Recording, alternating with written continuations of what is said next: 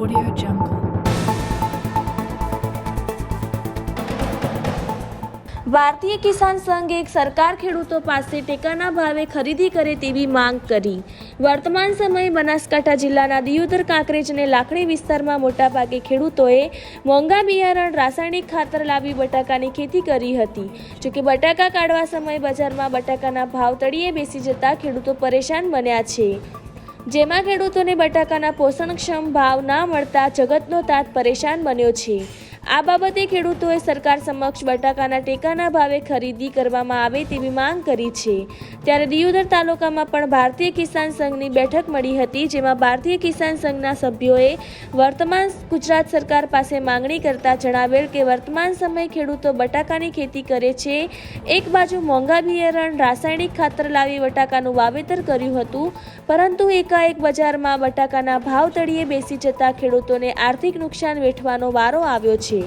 વર્તમાન સમયે ખેડૂતોએ બટાકાની ખેતીમાં ખાતર, બિયારણ, દવાઓ, લાઇટ બિલ, ટ્રાન્સપોર્ટેશન ખર્ચ અને મજૂરી થઈને પ્રતિ કિલો 100 અથવા 110 રૂપિયાનો ખર્ચ થાય છે, જેમાં ગત વર્ષે એક મણના 250 જેટલો ભાવ હતા, જેમાં આ વખતે 50 રૂપિયા જેટલો ભાવ થયો છે, જેમાં ખેડૂતોને પોષણક્ષમ ભાવ ના મળતા ખેડૂતોને નુકસાન વેઠવાનો વારો આવ્યો છે।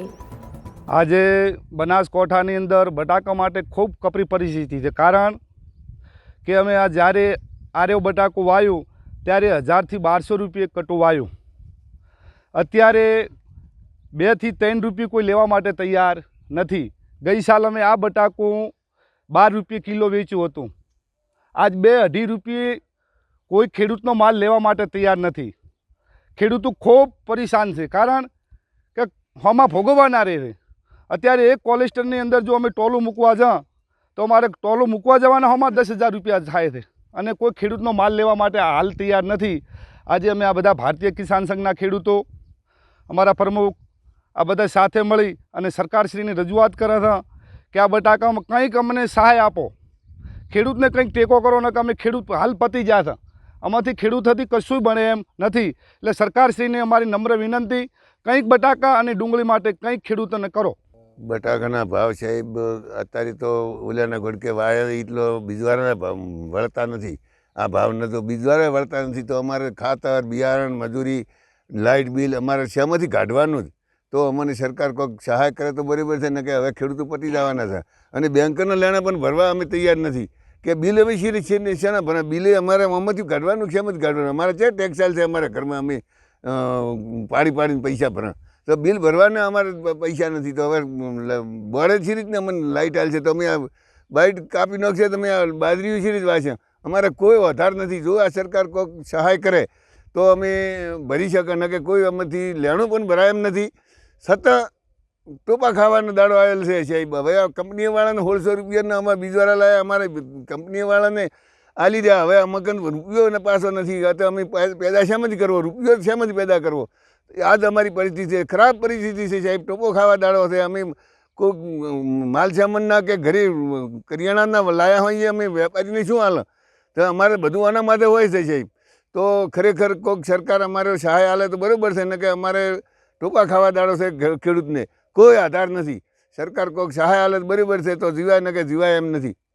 ગત વર્ષે શું ભાવ હતો બટાકા? ગત વર્ષે સાહેબ અમને 250 રૂપિયા 300 રૂપિયાના ભાવ પડતા હતા। આજ અમને કિલોના 2 રૂપિયા એટલે હાવ નોર્મલ 50-40 રૂપિયા 50 રૂપિયા માગે, અમે સી રીતના હાલી કાં, અને હાલ ના હાલે તો અમે એનું કરાશું, કોલેસ્ટ્રોલ મેળવા તો 150 રૂપિયા બીજા સડે, અને એ ભાવનું નક્કી શું? તો અમારા બીજવાળાના જો મોલે પાસે અમે એકવાર વાયા હતા જે સાહેબ બીજવાળાના પૈસા તો નતા વેલ્યા, પણ એ કટા અમારે લેવા જ આવતા તો ક્યાંક પેલો ભરો 150 રૂપિયા કટા તમારે કોલેસ્ટ્રોલનું ભાડું ભરો, તો અમે કોલેસ્ટ્રોલનું ભાડું કે તમે વેચી મારો, અમારે જોતા જ નથી। અમને 1 રૂપિયો પણ મળ્યો નહોતો તેને વેચી, છતાં અમે આ બટાકા વાવવાની ખેતી અમારે હવે નિષ્ફળ કરવી પડશે। અમે વાસે જ નહીં બટાકા, શી રીતે વાવવા? એકવાર હાલે તો બે વાર 3 વાર તો કે તું ભાવ જ હાલતો નથી। એટલે આ મોટી પરિસ્થિતિ છે સાહેબ। અત્યારે ખેડૂતની કપરી પરિસ્થિતિ છે। જ્યારે આ બટાકાનું વાવેતર કર્યું ત્યારે 1250 રૂપિયે બિયારણનું કટું લાવી અને વાવેતર કર્યું હતું, અને અત્યારે 2 અને 2.5-3 રૂપિયાનો ભાવ છે, 40 થી 60 રૂપિયાનો ભાવ, બરાબર। એટલે અત્યારે બહુ વિકટ પરિસ્થિતિ છે। અને મગફળીમાં પણ એવું ચોમાસું સિઝન ફેલ ગઈ હતી અને અત્યારે શિયાળું પણ ફેલ છે.